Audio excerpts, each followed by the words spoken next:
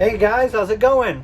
I got a comment from Deep Bio Decon admin on my last video. I'm just going to go ahead and read the comment.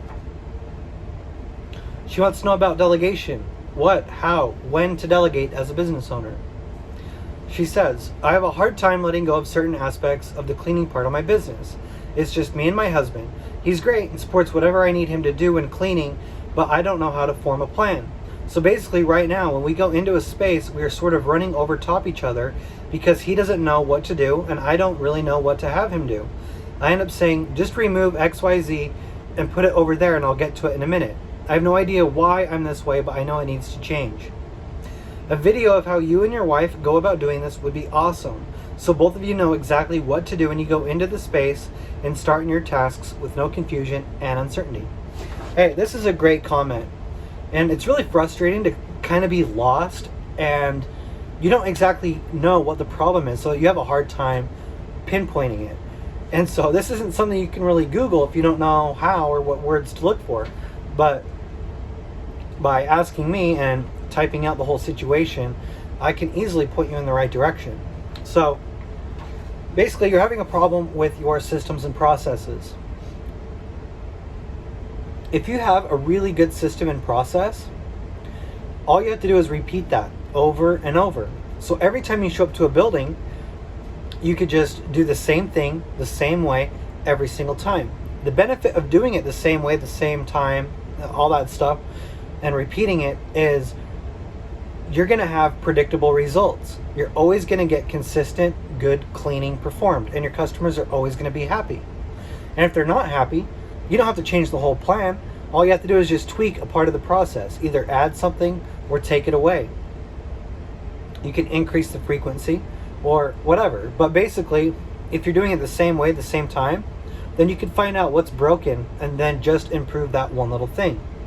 So, how do you develop a process? Basically, you want to take your problem and you want to break that down into small parts. This is how you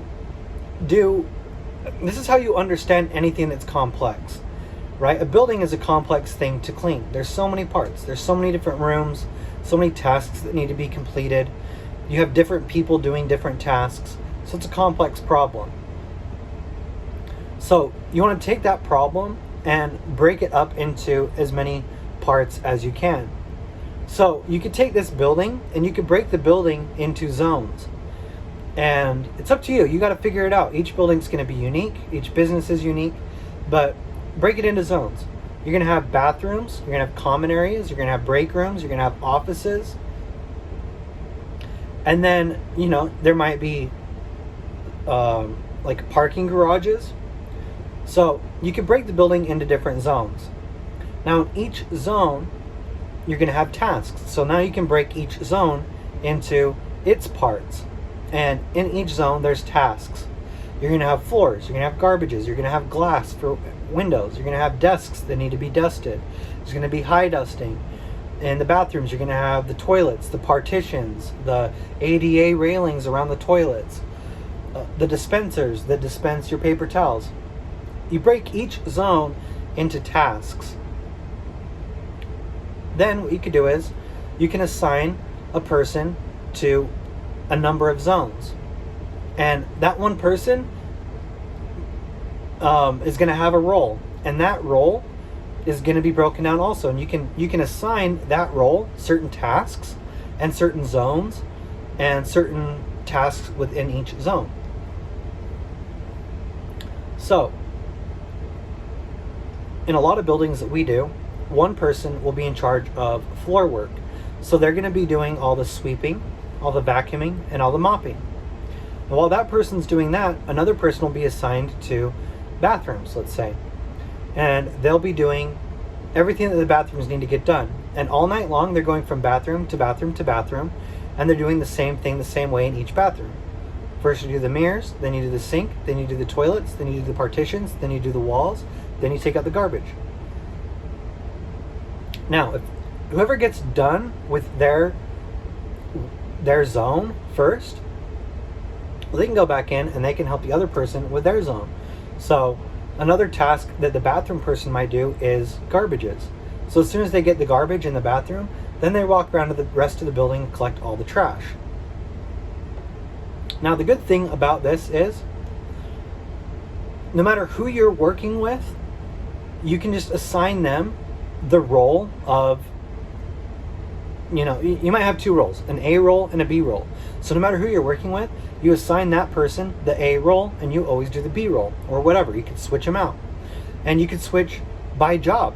If you do one job and you're sick of doing the bathrooms and you were doing the A role all night, when you get to the next place, now you could be on the B role duty and you start taking care of all the sweeping and vacuuming and mopping and all that stuff. Give yourself a break. But all you have to do is train that person to take on each role at each building, then they'll automatically know. And if that person quits, you can just train the next person to fill that role, that position. And it's only going to take a night or two, if that, and then people will just automatically memorize what they're supposed to do.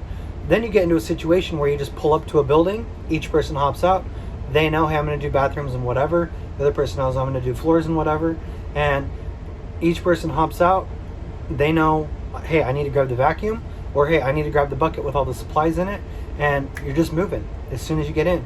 And it makes it really convenient, because if your customers are in there and they're kind of watching you, and you get this feeling like you're being inconsistent and unprofessional, you're not going to have that if each person has defined roles and defined responsibilities. You just hop out of the van and get right to the job, do exactly what you need to do. You don't need to talk to the other person and ask permission or find out what they need.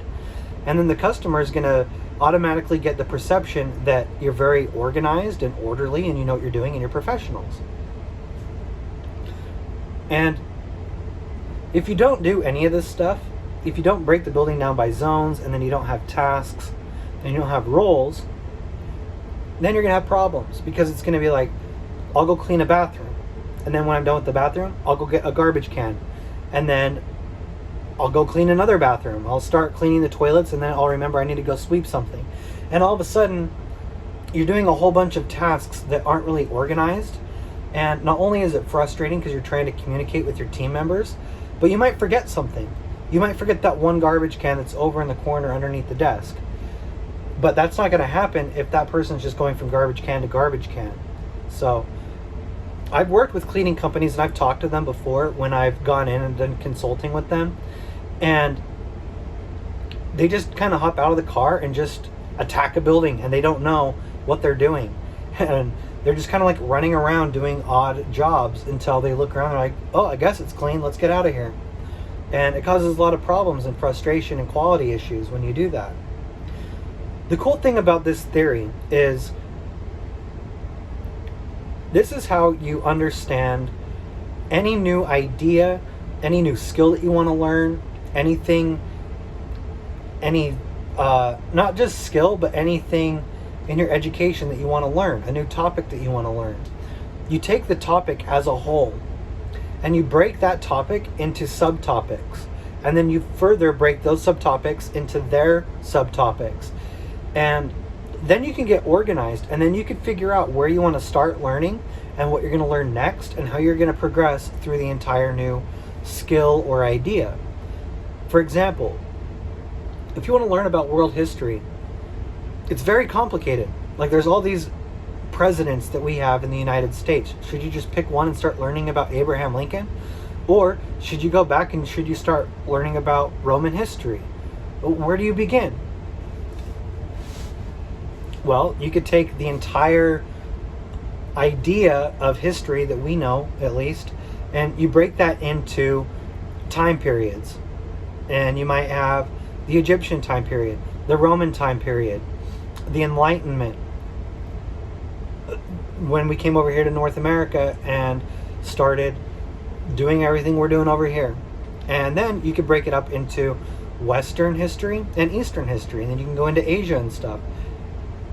And that's, you break it down into time periods, and then you could laser focus. Okay, what were the main ideas of this time period? Who were the main people in this time period? What were the main events in this time period? And then you could just go through one by one and learn about the important people, the important events, whatever. Get that all locked down so you have a good understanding. then you move to the next time period. And then as you go through each time period, you're going to start to develop an understanding of world history as a whole. Then if you learn something new randomly, then you can just ask someone, hey, what time period was that? Then you put that in a little file in your mind of like, oh, cool, that happened during the Enlightenment. I need to learn about this a little bit more, and start rounding out your education in that area. But this concept applies to any complex problem or idea or anything. Project management. Project management is broken down the same exact way. If you have a big project and you're trying to figure out, how am I going to get this huge thing accomplished? Well, you break it down into parts. Who's going to be involved? What's the objective? Who's this going to affect later? What materials do we need? What's the budget going to be? What's the timeline going to be? So you break this complex project into smaller components that you can easily understand, and then you take one component at a time and break that into smaller components, and then dive into each one of those, knock them out of the way, and you put it on a big whiteboard or whatever, and then you could track off each milestone that you hit till the project's done. And anyway, I got a lot of thoughts about all this stuff. I could go into it in another video. I've studied project management quite extensively. I've read a lot of books on it, taken some classes, and implemented a lot of it in my business. And I probably could go get certified as a project manager. And I think that might make for an interesting video at some point, because in business, you're running a lot of projects. One project might be finding a new customer, onboarding them, hiring all the people, and then running it ongoing. But if there's a starting point and an end point and an actual end result, that could be a project. And that's how you break it down. You take the big idea, break it into parts, break those parts into smaller parts, and then knock out each one of them until you got a firm grasp on it. So in business, there's 5 parts. You have the value you provide, and that's, in this business, cleaning. You need to have marketing so that people know that you offer cleaning as a service. Then you need to have sales skills. You have to actually be able to close a deal and get money to change hands. Then you have to deliver on that promise. That sounds like that's where you're at right now, is trying to get good at delivering it. And there's a lot of different ways and a lot of things you need to learn about delivering service. After that, you've got your accounting, managing all the money coming in, all the money going out, and in bookkeeping. And each one of these things are going to take sole focus and learning it and mastering it. And once you master all of them, you can kind of run your business by feel, or at least you know how to use the right reports and knowledge to drive your business like a ship. So anyway, Deep Bio Decon Admin, I appreciate the comment. You guys, I wanted to say before I get off here, about 75% of my views come from people who are not subscribed, and I'm really close to hitting the 5,000 subscriber mark, and I'd like to hit that. So if you haven't subscribed and you notice that you haven't clicked that button, just go ahead and click it for me. Hopefully, as I build up more subscribers, I get to 5,000. It took a long time to get to 5,000. Hopefully I can get to 10,000 a lot faster and close that gap. That'll be the next goal. But I'm really trying to hit 5. So if you could just do me a favor and hit that, you'd help me reach my goal, and I'll continue to make videos to help you reach your goals. So subscribe, and we'll talk to you guys next time.